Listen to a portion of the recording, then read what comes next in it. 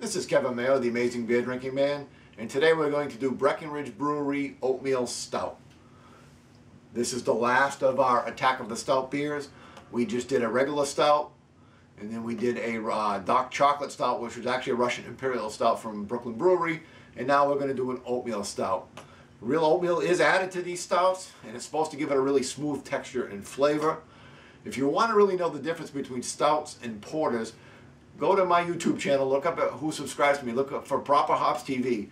Joseph does a great job going into the history of stouts and porters and describing the styles. Go ahead and take a look at his website, his YouTube channel, and there's some really good stuff on there. Stouts tend to be very thick and are dark. We've already discussed that. We're going to go ahead and crack this right away. We're not going to do a lot of dissertation on this. As always, if you like our channel, please subscribe, leave some comments. We love to talk to people. We will always answer. We're using our Smutty Nose glass and our Smutty Nose bottle opener. Thank you to the guys at Smutty Nose.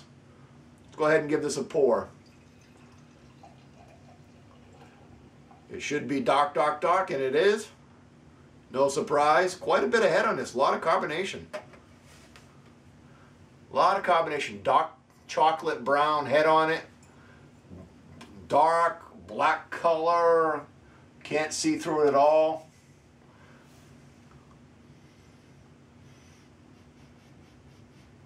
This is a 4.95, so I might as well just say 5 ABV.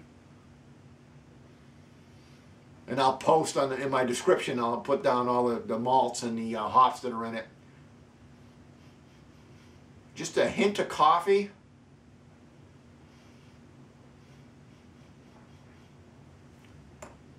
And then the dark roasted malt, that sweet roasted malt.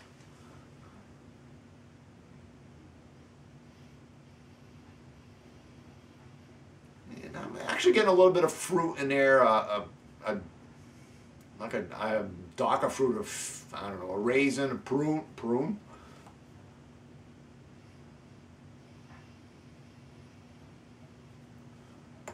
Smells pretty good, actually.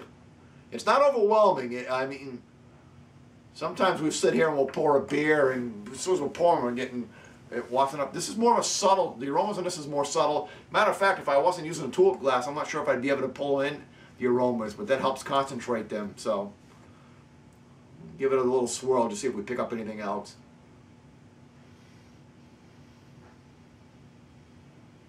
No, nothing really new. And by the way, happy Thanksgiving. I'm shooting this the night before Thanksgiving, so if any of you see this for the first time, it probably will be Thanksgiving.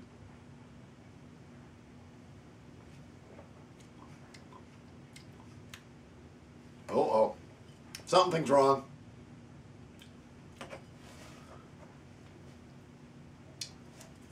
Wonder if this is still too cold. I'm getting a metal taste.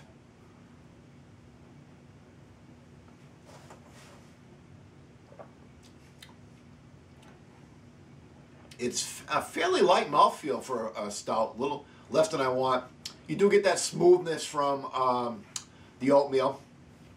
You get in the back of your throat, you get that roasted malt, dark black coffee flavor. Very typical stout.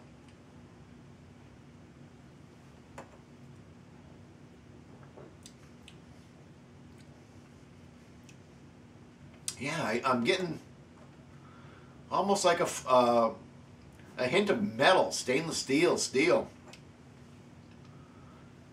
Again, I'm not sure. I'm going to actually let this warm up a little bit. I'll edit out some of this in a few minutes, because you really don't want to sit there and watch 10 minutes of me warming up my beer. Well, maybe you do, but... Okay, let's give it another try.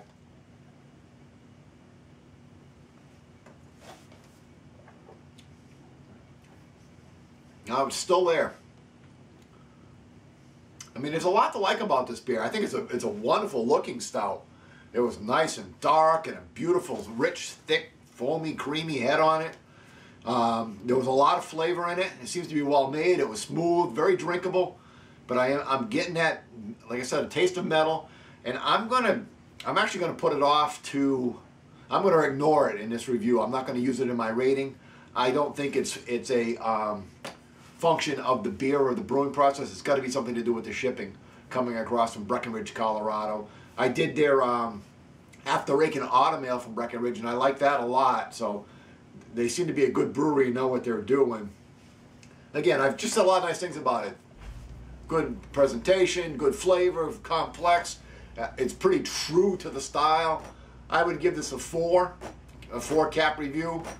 It's something that I would drink definitely more than one of. Me and the buddies could sit around and have a couple of these in a row with no problem at all. Like I said, I'm going to assume that metal flavor is really not indicative of the beer itself. So until next time, which will be tomorrow, Thanksgiving, we should be shooting Levitation Ale from Stone. So until next time, this is the Amazing Beer Drinking Man.